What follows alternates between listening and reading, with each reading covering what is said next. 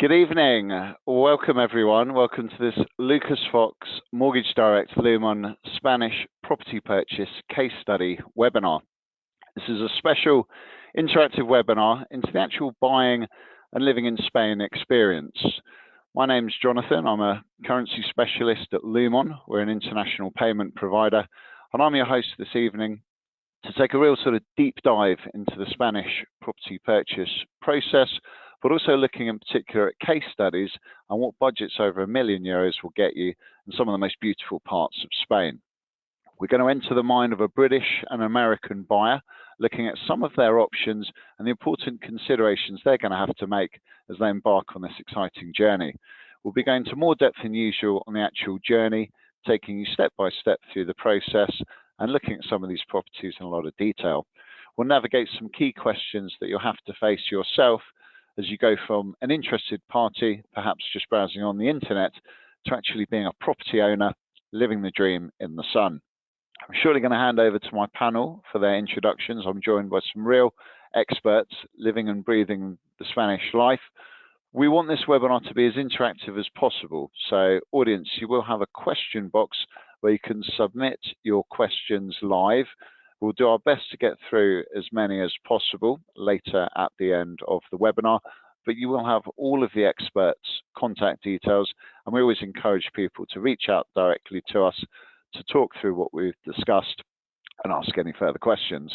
So let me hand over to the panel for their personal introductions. Mohammed Butt, Property Specialist, Barcelona Office Director for Lucas Fox, over to you. Thank you. Thank you very much, Jonathan. Yeah, as you mentioned, my name is Mohammed Butt. I'm the Barcelona Office Director for Lucas Fox. We are one of the 31 offices in the group. I've been with the company now just shy of 9 years, heading up the commercial division and the activity for the Barcelona office, giving some insight also into the other city markets like Madrid and Valencia as well. And I think it's our fourth Lumon webinar together now, Jonathan. No? So got a nice series going. Perfect. Thank you so much, Mo. Great to see you. And Zandy Marcos, if we can hand over to you, our resident expert for Mallorca from Lucas Fox. Thank you. Thank you, Jonathan. Hi, good afternoon, everyone. Yes, it's my first Lumon webinar, so thank you so much for inviting me on the panel. I'm starting up the Mallorca office. I'm the director there. And my background comes from international schooling. So I moved into the real estate market following that previous life of mine. I'm very excited to get started into this webinar. Thanks again. Fantastic. Thank you, Sandy. And Kevin, we know each other well, our mortgage specialist for Mortgage Direct. Over to you, please. Good evening, everyone. So I'm Kevin Munger, one of the founders of Mortgage Direct. We're one of the largest mortgage brokers in Spain. We have more than 50 advisors, or 55 actually now. So we've got more than 35 that focus on international buyers, and we have another team of 25 that look at the national market, so Spanish nationals. We have advisors based all around the country, including the islands. I'm here in Tenerife this week visiting, and we speak 8 different languages: English, Spanish, German, Dutch, French, Portuguese, Italian, and Polish. So yeah, that's us. Perfect. Thank you, Kevin. And myself, Jonathan, well, so I'm a currency specialist at Lumon. We're an international payments provider specializing in the real estate market, looking after clients all over the world, buying property all over the world.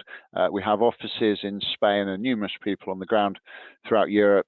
And yes, always delighted to discuss the property buying process, but also the currency markets. It's been a particularly volatile time in the currency markets. I've done the job 15 years, and there's always something going on to move rates. And it's a very important consideration when you're looking to make a property transaction. So talking property transactions, that's what we're here for. Let's turn over to our first case study. We're going to look at a British buyer buying in Mallorca. So who better than to handle this than Zandy, our property expert there. Zandy, if I can hand over to you, you can just introduce our case study for a British buyer buying in Mallorca. Thank you.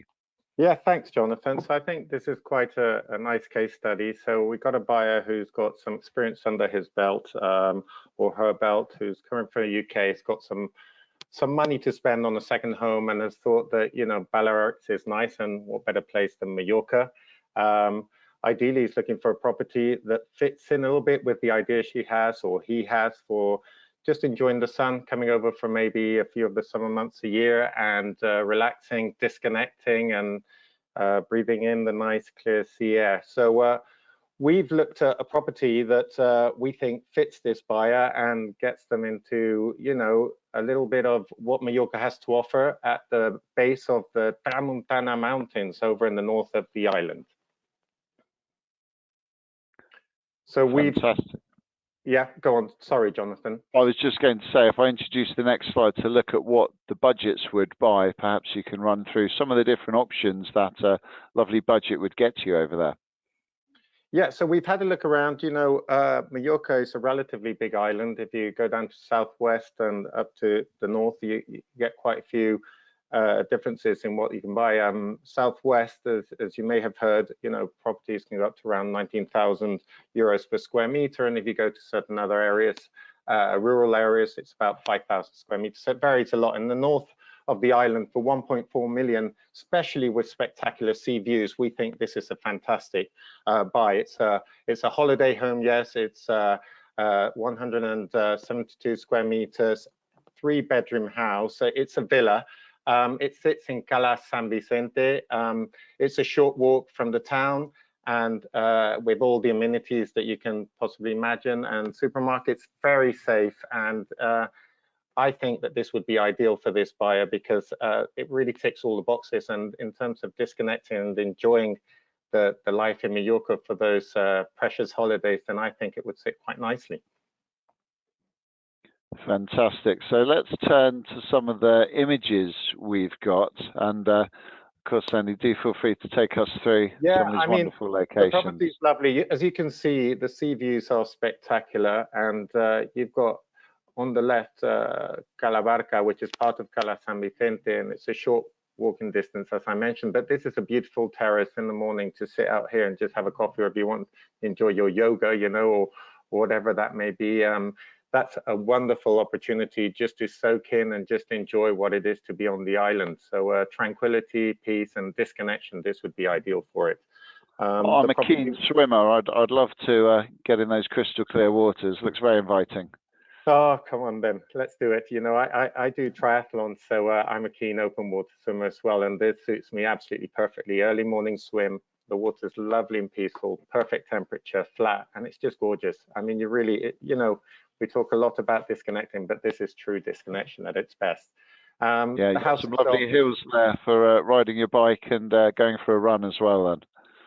Yeah, I mean, for those of you that maybe don't know too much about Mallorca, it's of course famous for being a holiday island, but all year round. I mean, especially for outdoor lifestyle, cycling, swimmers, running, horse riding, you name it, and it's incredibly safe and just top quality. You couldn't get any better than this. In the summer, maybe in the midday heat, you know, take your siesta, but apart from that, it's perfect. Very good. Well, let's look at some more images, and we've got, of course, there some wonderful craftsmanship, very high quality spec on a lot of these properties, no doubt. Yeah, absolutely. And I mean, the quality of all the building materials and all the final touches are spectacular. This property just last year has been completely renovated. It was built in, I think that was mid-70s, but it's been completely renovated. And this is why we think, for the price and the size and the location, the quality of the finishes, I mean, you move in and perfect. You don't have to do anything else and just enjoy your time there, which is what you've come for. Sounds fantastic. Well, we've got some more sea views there, whetting my appetite. I'm in central London at the moment, very far away from the sea, and it's very hot here at the moment. Probably not quite, I know it's not as hot as it's been in Spain, but yeah, those waters looking particularly inviting for me. We'll just look at some more wonderful images of the area, and yes, anything more you want to add on Yeah, this particular property yeah, there, I mean, Sandy? just to add, of course, there's the lifestyle and the wonderful culture and food of the island, but also at night time, it's wonderful to sit out in the terrace under the stars and really just soak in and just enjoy it. I mean, the house has a wonderful area for guests, so you can have guests over and really sharing the experience, which is what it's all about. I mean, it's just glorious. Oh, fantastic. Looks very exciting. Well, you can speak to Sandy and obviously all of our panelists directly if you've got questions on this particular property. Very happy to explain more. Of course, viewings can be arranged, and there's plenty more wonderful properties like this on the island. So Absolutely. Thank you very much, Sandy, for your review there. And of course, we found this wonderful property. We're whetting our appetites, but we've got to buy it. We've got to get the money together. Kevin, what would our British buyer have to think about there if we're looking at some mortgage options? Okay, so the big difference here is this is a British entrepreneur with their own company. So what would normally happen, the banks don't generally want to lend to foreign companies. So this entrepreneur would have to constitute or establish a Spanish limited company, which would be owned, generally speaking, 100% by their company in their home country, in this case, in the UK. In general terms, when a bank here in Spain is lending to a company, which is, so we advise clients, if they want to get the best possible mortgage conditions, that they set up what we call a special purpose vehicle, an SPV. That means that company would be specifically for the purchase of the property. It wouldn't be a company with existing trading activity, and it wouldn't have trading activity post-purchase. What that actually means then is if it's set up in that way and it's classed as what the Spanish banks call patrimonial, so it's purely for ownership purposes, they would quite often offer the same conditions as they would offer to a person buying in their personal name. In this example here, we're looking at a Spanish SL, which hasn't been set up for that purpose. So the owner of the company, the British entrepreneur, they would want to carry out some activity with the Spanish SL after the purchase, which would be to rent the property out. So they're doing it as an investment. So they're not going to live in it as a second holiday home or a first residence. This is going to be partly to use for their own purposes, but also as a commercial venture. What that means is, so the maximum mortgage for somebody buying in personal name in Spain would be 70% of the price, or the value if lower. When it's a company where the bank is treating it like a commercial purchase, so it's not a patrimonial company, the maximum LTV would go down to 50 to 60%. So from 70 down to 50 to 60.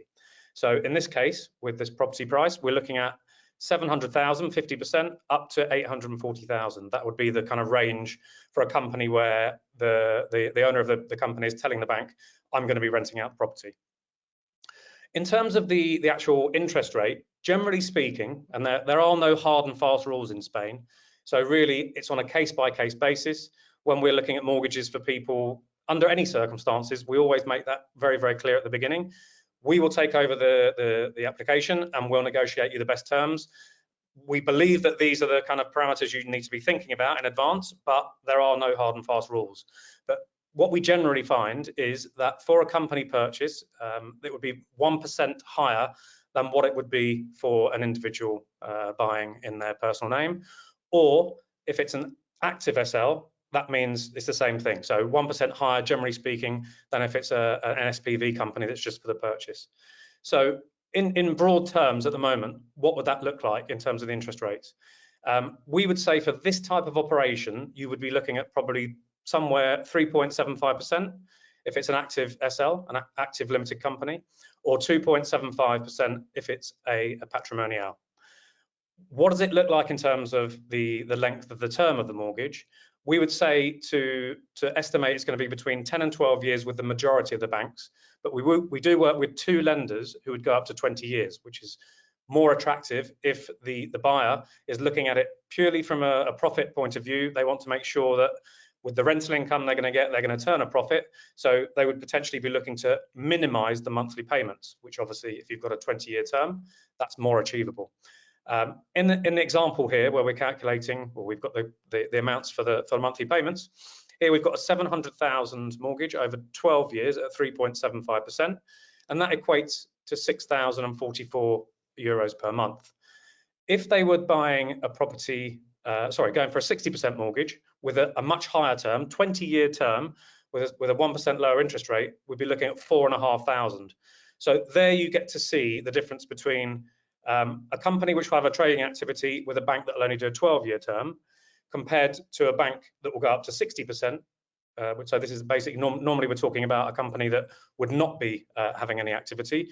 There you could do it over a 20-year term at 2.75%, and you're looking at 4,500. So it's quite a difference, around about 1,500 euros per month cheaper, which is going to be more attractive to somebody that's actually looking to make a profit out of the purchase. Two things that we would say to think about before starting the process of the mortgage for a property in Mallorca. There's a lot of rustic land on the Balearic Islands, as there is all around Spain, but in particular, we would say in the Balearic Islands, it's more than in other areas of the country. With rustic land, you need to be a bit careful for two reasons. Some of the banks simply don't like lending on properties which are on rustic land, but don't worry, we've got a number of different banks who are very comfortable with it, especially on the Balearic Islands, because you've got a lot of what we would call kind of trophy villas, I guess, luxurious properties that have been built, they're fully licensed, they're legal, but they just happen to sit on rustic land. And in some cases, the very highest category of rustic land. We would be saying, be careful about the valuation. So sometimes we might say to the clients, let's do the bank valuation before we get too far into the process. Because in that bank valuation, you have more occurrence of what they call conditions surrounding the value on rustic land and compared to urban land. So they're the two main classifications for the land, urban or rustic. And within the rustic classification, you've got different classifications again. And the highest classification for rustic land, which is the most protected land, I believe, in the whole of Spain, is in the Balearic Islands. So on those classifications, if you're buying a property that's been there for 50 years, generally speaking, the banks will be happy to lend, unless it's way outside of the parameters for the type of land. But what might happen is that somebody might have bought a property, I don't know, in the 80s, 90s, and then they've built on bits of property afterwards, and it doesn't fit within the criteria for the amount of land that they have. So generally speaking, you might have to have more than 15,000 square meter plot in order for you to be able to build certain amounts of constructed buildings on there. And if for the highest classification, it's usually more than 25,000 square meters, which is a very large plot. So just to be careful, that's our comment on that. And then the other second thing is the military permit. So around Spain, there are areas which are considered to be sensitive areas from a military perspective. The Balearic Islands is considered in this category. And for that, anybody that's a non-European has to apply for a military permit. And that can take anywhere between a month to 6 months. So again, it's just something you need to bear that in mind right at the start of the process. What would you say about that, Zandy, in terms of how do you advise your clients on the military permits? Yeah, I mean, this is something that, obviously it sounds a little bit alarming when you're talking about military, what you're talking about. But honestly, from our point of view, it's just, you have to be aware of it. It's extra paperwork, yes, and it could delay the deal going through, but nothing really to worry about. It tends to be just a procedural aspect to the buying of a house, and it doesn't really stop the actual, whole transaction going through. So that's the general advice we give, yes. But it is something that pops up, and people do look surprised. What you're talking about, military, yes. Great. Some very important considerations. Thank you both. So we've had some questions come in, which is great. Thank you, audience. Do keep them in. I've got some questions for you on mortgages with this British buyer, Kevin, but actually we've got some for you as well, Zandy. So just asking, and fair question, with this 1.4 million, we've got what other costs would be involved. So perhaps you can just give us a light outline there of, what extra costs would be, need to be considered with this purchase, please, Sandy. Well, as you go through, the purchase, all the costs, depending on where you buy, obviously they vary, and depending on the timing as well. But you would be looking at around, a total 13%, something like that, on top of the buying price, between, the taxes and what have you. And so it's just ballpark figures. We'd have to go into the detail, but for this size, I reckon it would be around the 13% on top of that. But happy to go into detail with anyone in the questions, and we can have a call later. Absolutely. No, thank you for that. And yeah, it's all very transparent and upfront. Any costs, when buying overseas property, it's all obviously laid out clearly in advance, so you know where you're going to be with those costs. Thank you, no Sandy. surprises. Yeah. Absolutely, very important. So, Kevin, just coming back to you. So, on the mortgage rates, a question I could sort of look at as well. It's just saying, because actually my perspective on interest rates and currency. So we've seen interest rates, they think the Eurozone are now coming to a point where perhaps they've reached a low, and to see those mortgage rates on offer as a Brit is very attractive to me, because of course interest rates in the Eurozone are much lower. And am I right? So you're seeing this as well, where it feels like mortgage rates are beginning to bottom out. Would you say the same? I would say the same. I was actually on a webinar it's probably about a year ago now, and I predicted, obviously I do my research, we all do our research in the company, I predicted at the time that we'd see the European Central Bank reducing the deposit rate down to 1.75%. So I believe we're very, very close to that bottom level now. Maybe they'll go a bit further, I don't know. But what we are seeing, which is of interest to anybody thinking of buying in their personal name, so this wouldn't be using a vehicle as a company to do the purchase.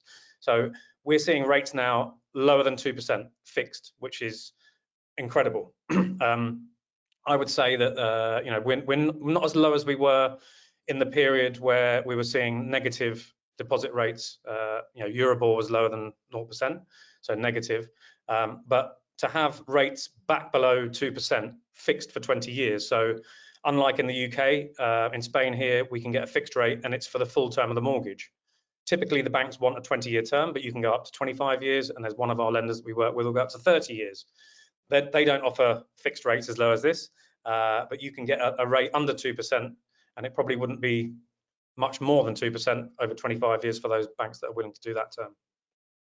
It's surprising, actually. That's one of the main things that a lot of clients from the UK and the US, because the interest rates are obviously higher in those sort of places, when we actually put them in touch with either their own bank or via Mortgage Direct or another broker, they are extremely surprised at how cheap the cost of capital actually is. And a lot of the time, actually, they're surprised by how much they can actually borrow as well. That's always the interesting thing when the banks do the initial study. And I think at sort of the rates of 2, or even what we've mentioned there with going via the SL at 2.75, over such a long period of time, it's kind of almost free money, because you can, providing the property increases by more than that value of the debt, you're in clear profit.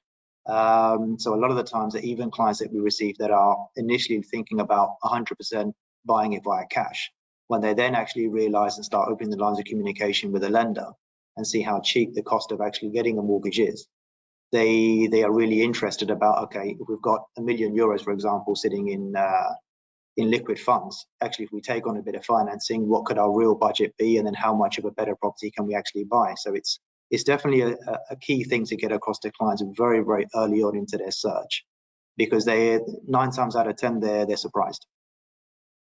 Yeah, that's very interesting, because Zandy, how much has property gone up?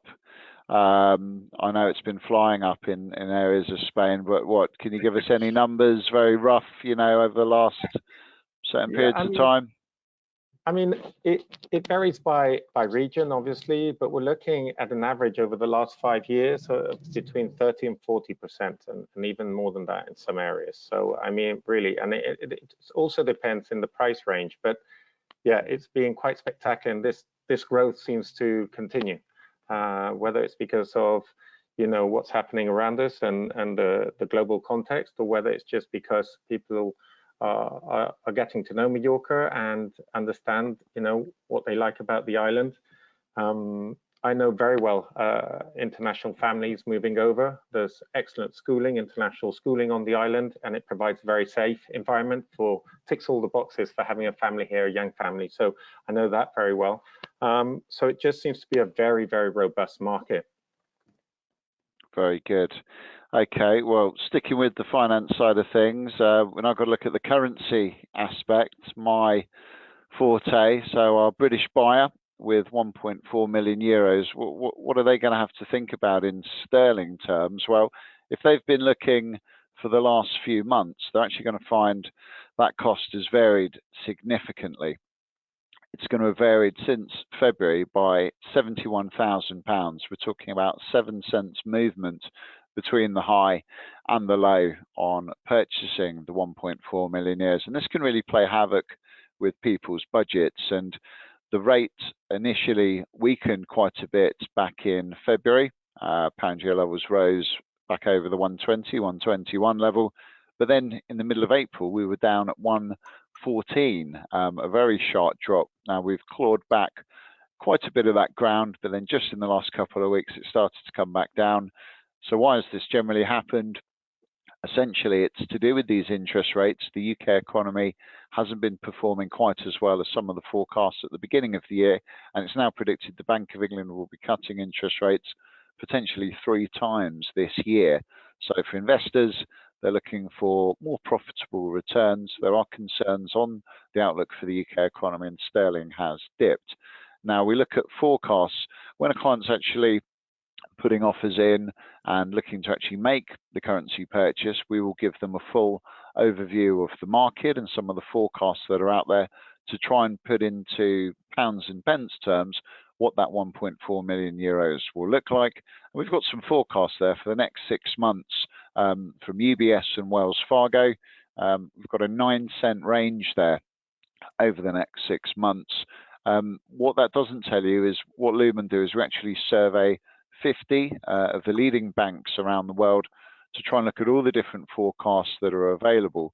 Now I find I have many clients who may have private banking or a personal bank manager with bank X or Y, but actually when you lay all of these different banks against each other, you just see the wide variation in forecasts. So it's always very important to get other perspectives on the FX market to try and manage your risk, because it is a gamble in many senses. No one can fully predict the market.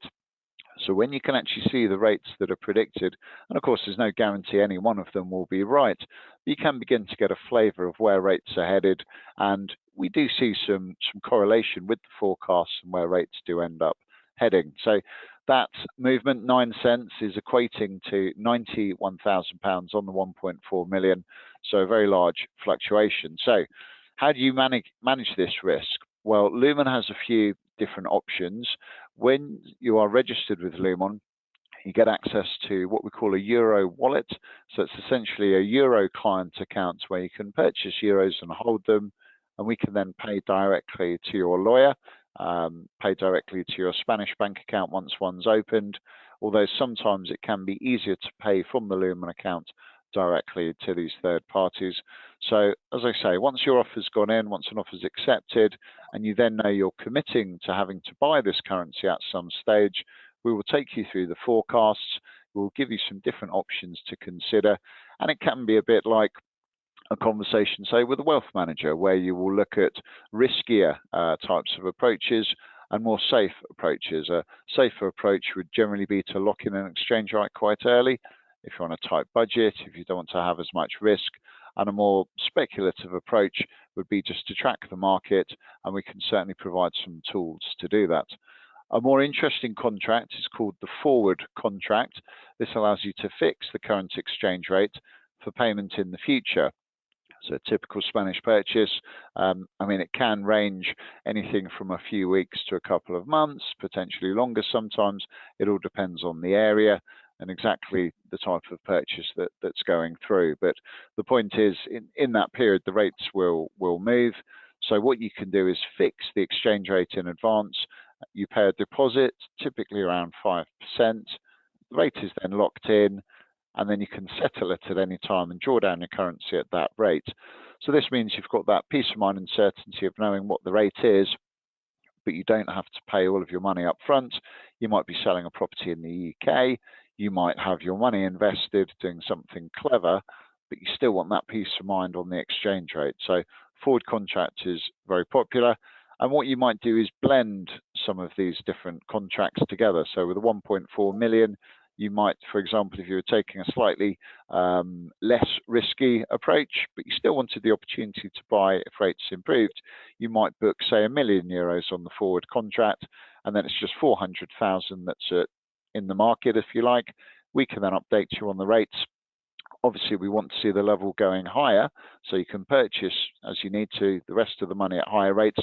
But if it does drop, it's not going to cost you as much money because you've already locked in part at that higher level. So again, a conversation with the client to understand their availability of funds, their full budget, talk through the process, talk through the markets, and make sure everything goes through really as smoothly as possible. So I hope that's helpful. And we can now turn to our next case study. We're going to pass over to Mo, to our Barcelona expert, to look at an American buyer and their approach to all of this. So Mo, over to you. Thank you. Thank you very much. Yeah, we put together a case study of a very typical client for us actually at the moment in Barcelona. For whatever reason, we've always had a very strong hold of clients coming from the US and the UK, but in recent years it's definitely more gone towards the US clients. And this is kind of what we put together to represent exactly the type of clients that we're dealing with at the moment. So a couple in the mid sort of 50s, very flexible schedules, and they're kind of maybe planning their retirement, certainly looking at a second residence, not looking at moving over full time, so it's more of kind of like a holiday home, but maybe looking at spending under the 183 days a year in the city, so they don't become sort of tax resident in Spain or in Barcelona. Budget wise, circa $1.5 million, which is coming in at around well, I think you'll do the currency bit a little bit later, but circa 1.3 million euros. And the clients tend to want to be in the heart of the city. It's more apartment kind of living as opposed to, say, villas or on the outskirts. They want to be in and amongst the action and be very accessible. I guess having a look at their US lifestyle where everything needs to be in a car or they need a car to get around, the general theme tends to be we want to be walking distance from everywhere. So they want to be smack bang in the center of the city and not have to worry about getting around via a car. And yeah, basically looking around a very flexible lifestyle, I think. And that might have been, we've seen that trend definitely since COVID. So for the last sort of 4 or 5 years, people are definitely more open to being remote, more flexible in terms of where they want to be in terms of living and also working. So this is definitely a very classic US type of profile for us at the moment that we're doing a lot of business and property transactions with. So maybe if we can go to the next slide, we can kind of get a feel for what they're typically buying. So here we've got an example of a beautifully renovated, I think this is a 3-bedroom, 136 square meter with a 6 square meter terrace apartment located in Eixample, which is, for those that don't know or haven't been to Barcelona before, is located right in the heart of the city. Fortunately for us, the owner took our recommendation and professional advice and decided and took the good decision to restore or renovate all of the original elements. So it doesn't look like a box standard new development that we're seeing a lot of obviously developers do. So they managed to sort of maintain the charm, the initial characteristics of the initial moldings, the flooring and that kind of stuff. But at the same time, bringing it into 2025 with all of the mod cons that you would expect for something in and around that price point. And obviously doing things like open plan living, amalgamating both the day and the night area, fully open plan kitchen and living space. And it's a kind of perfect fit for someone that isn't going to use it 365 days a year, because maybe that might be a bit too small for them. What we found is that a lot of US clients, probably because they're used to very big primary residences in the US, they're not really looking for massive spaces when they look for a second residence. It's something that is open, airy, comfortable living, but they don't really want to take on 300, 400, 500 square meter houses or apartments. It's maybe a little bit too much to maintain. So this is kind of the perfect win for them, if you like. Beautifully renovated grand building, concierge, all of the latest sort of mod cons that you'd expect of an apartment. And one thing that I think we've certainly noticed, and maybe Sandy as well that touched on earlier, we've seen the quality of the renovation projects being done in Spain really step up a caliber. I think maybe 7, 8, 9 years ago, their apartments were being renovated, but not to the same level of what we've really seen in the last 3 to 4 years. Much better quality of materials and a much better quality of workmanship now as well. that I would certainly say would rival anywhere in the UK or the US as well, which I think when you're dealing with those type of clients, they want to have the same quality, let's say, that they would see in their native countries. And I think that's where Spain has really stepped up their game when it comes to renovation projects. Fantastic. This property looks absolutely fantastic, Mo, and thank you for sharing with us. So just talk us through a bit about Barcelona. We've got some lovely pictures there, what it has to offer as a city. Some nice monuments. Yeah, I mean, I think obviously Barcelona's in that unique position where it's metropolitan and city living, but obviously with the beach. That a lot of cities don't have that. So it's a really, really nice mix. I think the one thing that surprises a lot of US clients is that amazing, obviously public healthcare system, but very, very affordable private healthcare system as well, which obviously they will need to have if they embark on taking a second residence here. And obviously it's a much more affordable than probably what they're used to paying in the US. And that's always something that surprises these guys a lot. Obviously it's steeped in history, a really, really great food scene at the moment as well. So if you're into sort of gastronomy, and that's something that is really, really cool. For those that are looking at maybe in terms of schooling for their kids, again, a lot of international schools that are there to rival any of the best in Europe. And it's a very accessible and livable city as well. As Sandy mentioned in Mallorca, it's extremely safe. And for those that are maybe coming over with families, that's always a concern for their kids. And even those that are looking at sort of partially retiring, I think a lot of people now are looking at the safety of the property and the safety of themselves as well. And I think for Barcelona, for the type of city that it is, it's extremely safe, which is something that a lot of clients obviously naturally are taking into account. So a beautiful place to live, although extremely warm at the moment, I have to say. The temperatures are insane. And property prices there have... Oh, sorry, Sandy, after you. No, just to add, remember in winter, it's a couple of hours drive away from the ski slopes. So that's also... Yeah, I think that's another thing actually. In winter, and if you did, for whatever reason, wanted to get out of the city on a weekend, jump in a car, and within 45 minutes to an hour, you're in beautiful Costa Brava with some really, really nice, beautiful spots as well. That's really accessible. So it's got the best of both worlds. As in winter, amazing skiing resorts, and in summer as well, some really beautiful colours in Costa Brava to go and visit.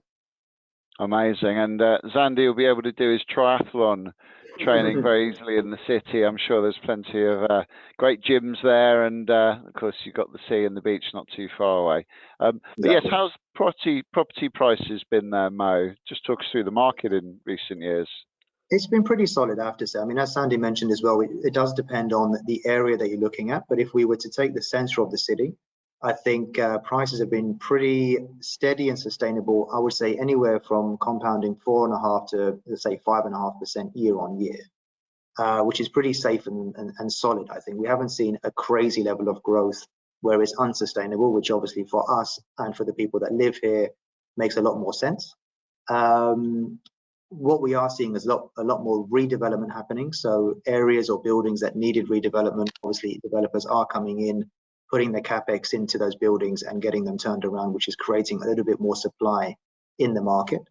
But and it depends where people want to be. Obviously, you've got the whole of the front sea line where you get a lot of typically more British clients that want to be by the sea, probably because obviously in the UK, based on the weather, if you're coming to Spain, you want to be close to the beach.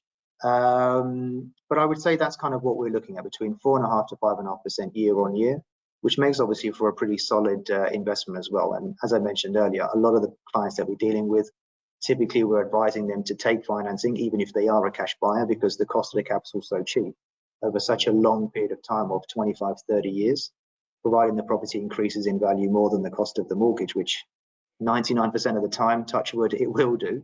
It makes a lot more sense for them to get a bit of bank financing. And I think from what we found, the Spanish banks the lenders' attitude towards non-tax residents or US or UK clients is very, very open.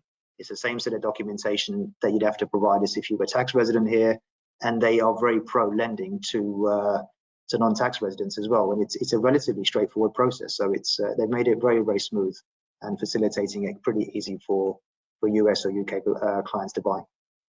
And of course, the Spanish economy has been performing exceptionally well, hasn't it, in the last few years? Spain's really bounced back after COVID, and it's weathered some of the storms other Eurozone countries and obviously countries around the world. I mean, economic growth in the UK has stagnated for the last decade, but Spain's GDP has been roaring ahead. I'm pretty sure the best growth figures in the Eurozone in recent years. So that's got to contribute to a strong property market.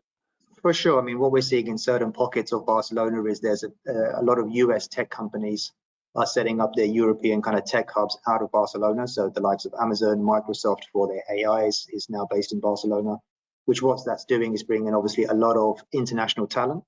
A lot of people are come now. Obviously, Spain doesn't have the golden visa program anymore that finished in April, I believe, this year, but they've kind of replaced it with the digital nomad visa. So that obviously, with the whole remote working and globalization, has allowed people to really think about, we don't need to go to the office 5 days a week. We don't need to be in this country or jurisdiction. It does allow people to move about a lot more.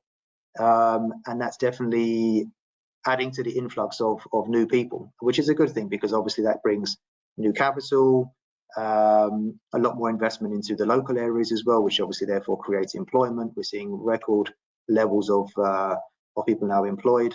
So it's all contributing factors towards the local economy as well. No, fantastic. Thank you, Mo, for that overview of Barcelona. And of course, you can speak to Mo directly after the webinar, and in the future we'll share everyone's contact details at the end so you can speak properly to them. Right, let's talk about the financing side for our American buyer. So Kevin, if we can turn to you, what are they going to have to consider from a mortgage aspect, please, Kevin? Okay, so here we've got American buyers buying in personal name, so we don't have any of the considerations of a company. So in theory, at least, they can borrow up to the maximum loan to values or loan to purchase price for the property. The age of these clients is going to be important. The currency of earnings in Spain is important, but not in this case, because virtually all the banks, I think all the banks nowadays, will accept anybody earning in US dollars. So these clients, let's say that they're in their early 50s. We said mid 50s, but let's just say that they're not up to 55 yet. The maximum terms I mentioned before. So a typical term that the bank will want to lend at is 20 years. But what are the maximum ages? So we do have two of the main lenders in Spain that will actually go up to age 80, which is a relatively new thing. But most of them will go up to 70, 75. So when clients are approaching 55, that's definitely something that they need to look at, and the debt to income levels. So here in Spain, when the banks are looking at the affordability to decide whether the applicants are going to be able to repay the mortgage, they look at their net monthly incomes and their debts. So the longer the term, the lower the monthly repayment on the new mortgage, the more likely they're going to qualify under that affordability stress test. So here we're comparing 780,000, 60%, up to 70%, 910,000. And on the monthly payment, in America, 30-year terms are commonplace, and there's not an age cap. So it's quite important to realize what I've been saying, which is in Spain, typically for a US client, what we find is quite often the banks don't want to go higher than 60%. That's not to say it's impossible. And they don't want to go beyond 20 years. So if a client comes to us and say, look, I'm happy with 60%, we're 55, we're happy to go with a bank that's going to go up to age 70 or even 75, that for us, we can move forward and we don't need to worry too much about what we're going to be presenting to the client. What does it look like in terms of the monthly payments? 780,000 euros borrowed over 20 years at 2.5%. 4,133 euros per month. And here we're going to compare what it looks like, the same interest rate, but just with the difference in years.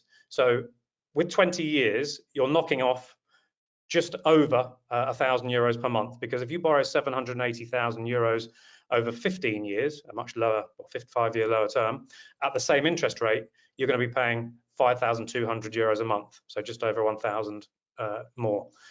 What's it going to be important also for these clients in their mid-50s? Pension age in most countries is late 60s. So they will reach pension age before the end of the mortgage term. So the banks are going to want to be confident or comfortable that they have good pension provision in place. They'll ask to see their retirement accounts.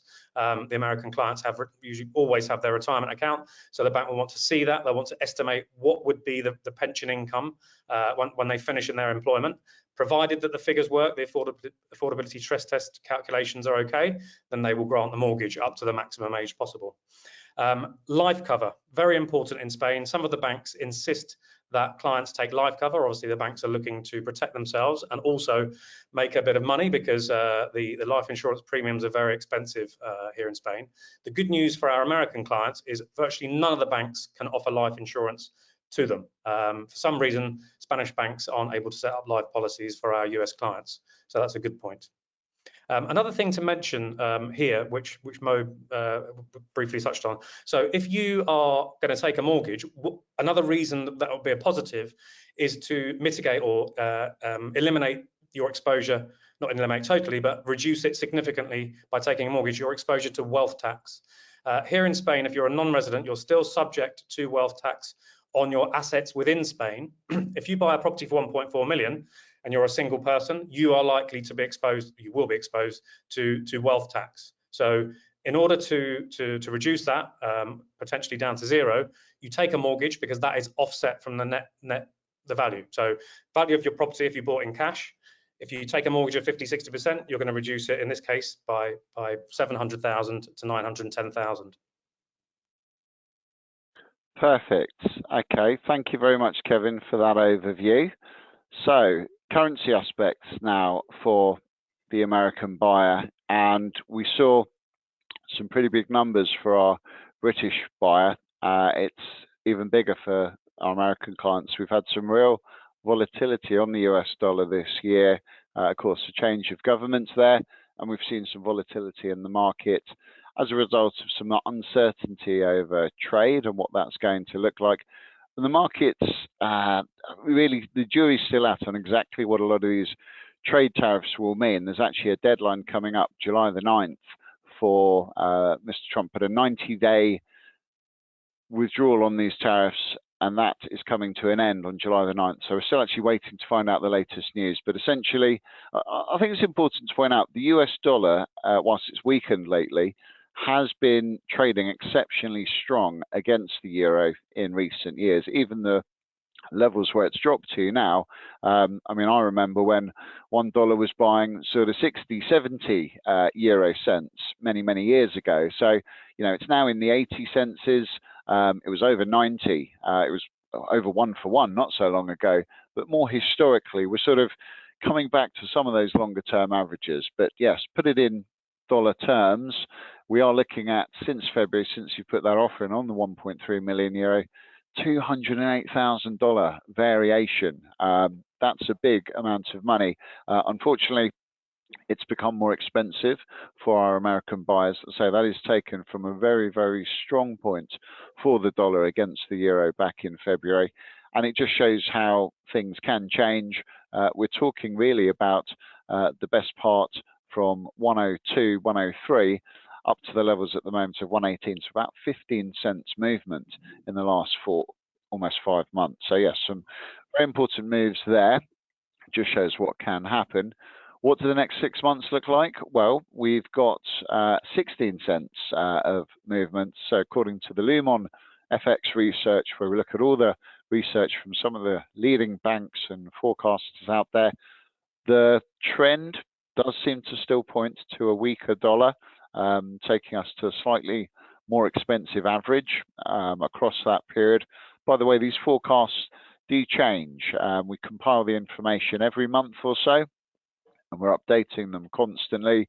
And this is a feature of the currency markets. As I said before, no one on this planet can fully predict what is going to happen in the currency markets. And whilst we're very happy and interested to share this type of research, there's huge demand for it, as I'm sure you can appreciate.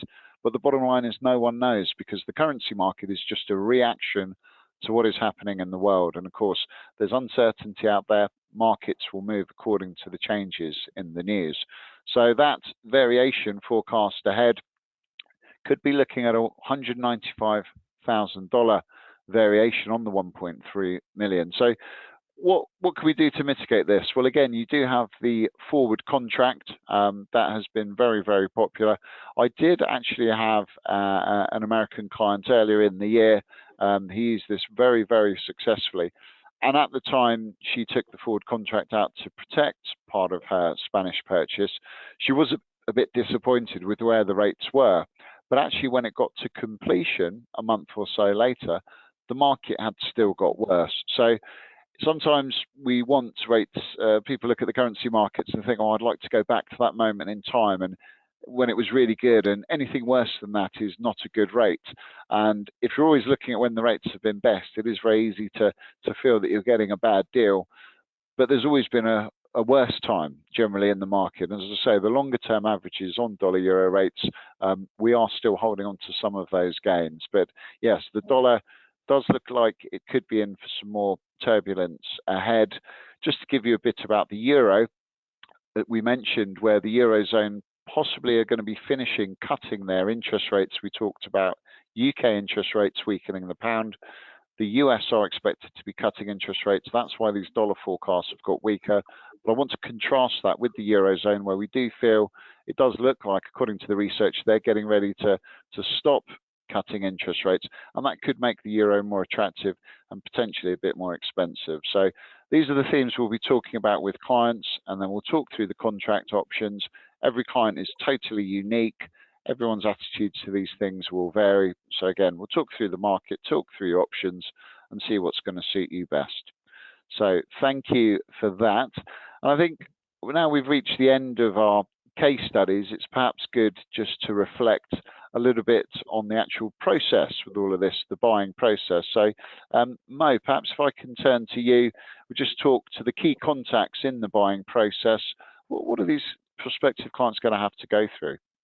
Yeah, it's something I mentioned, I think, on some previous podcasts that we've done. And these are just kind of broken down to, I think, the key people you need involved in the real estate transaction when you're looking at it. So obviously, first and foremost, starting with a good quality, multilingual real estate agent. I think that's the cornerstone and the foundation of obviously that agent really understanding exactly what you're looking for in terms of location, spec, price point, and understands that the property has to work for you as well and what you want to get out of it. So that's the first point I would say. Then obviously, as I always say, you shouldn't really go shopping without knowing what you can afford. So first things first is always get in touch with a mortgage broker to understand what is your actual borrowing capacity, and then really finding out how far you want to go in terms of your maximum budget, because obviously, again, as I mentioned earlier, a lot of clients get surprised. The cost of borrowing is very, very low. As Kevin mentioned earlier about the wealth tax, that's a big thing that comes into play as well, that people need to factor in, especially when you're dealing with these sort of numbers.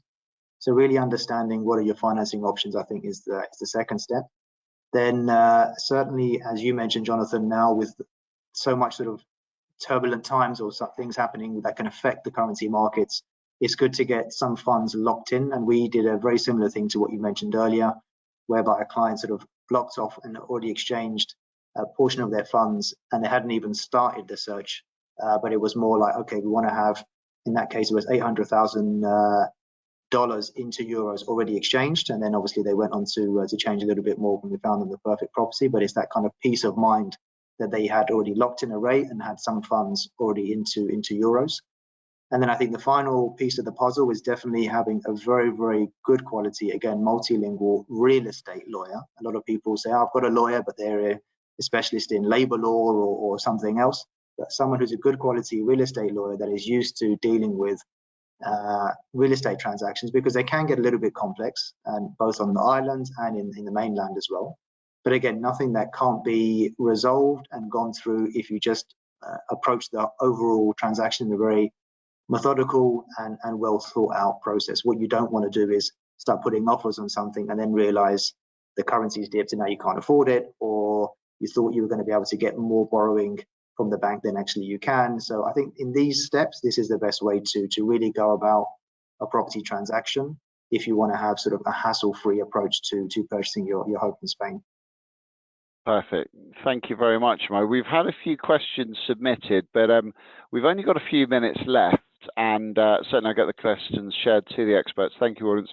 I think to use the time most effectively, we did have a bonus property that we wanted to share, and it'd be such a shame if the audience didn't get to see this. So I'm just going to move on now to our final slide, and Zandy, perhaps you can talk us through this with the help of Mo, just some of the options. A much larger budget would buy us in Mallorca. Thank you.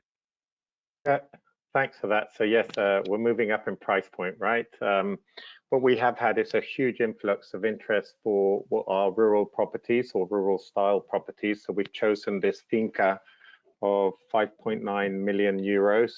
It's a gorgeous new build.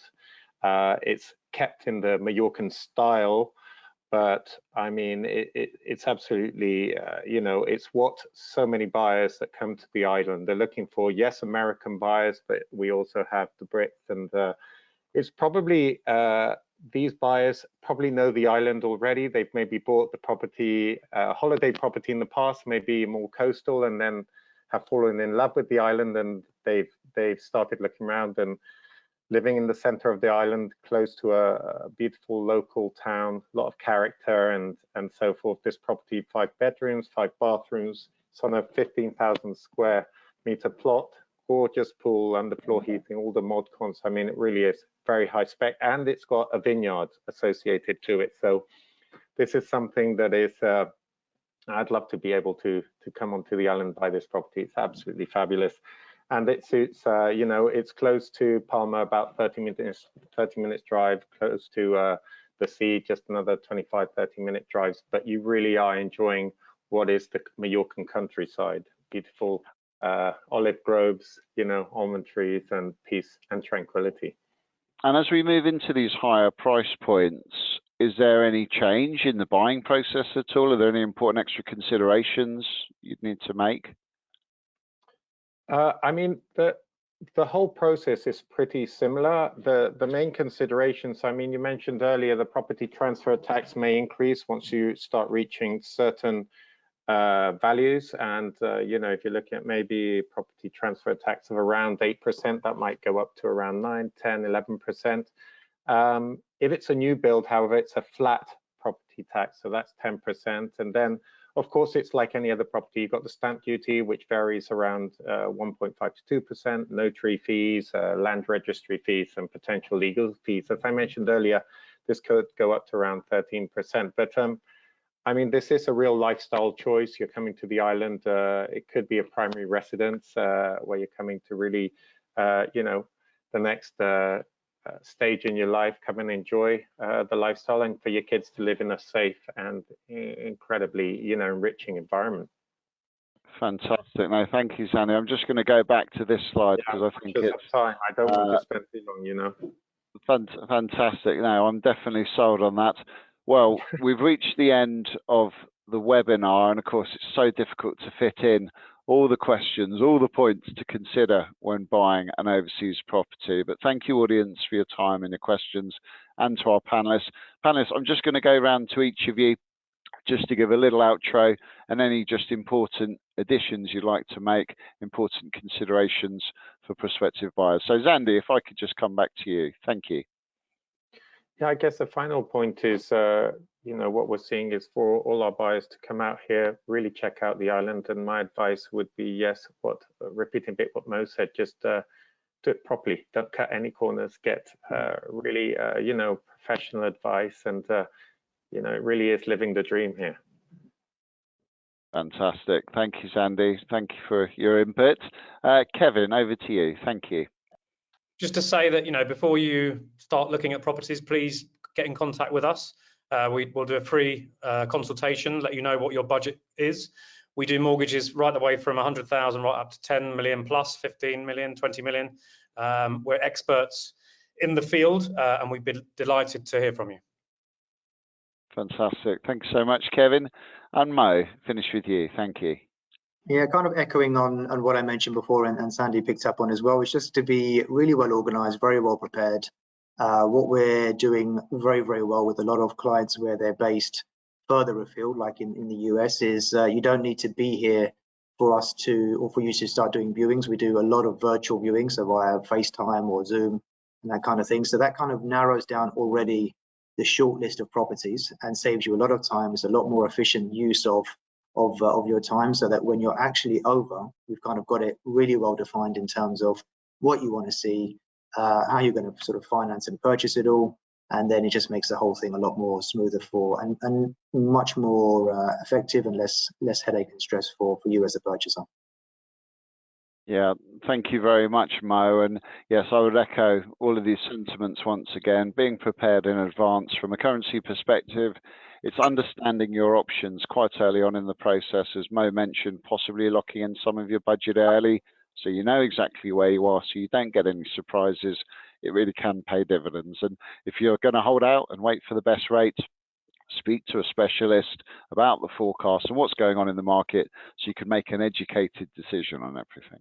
So again, thank you, audience. Thank you very much to our expert panel. We will share all of the contact details to everyone who's joined.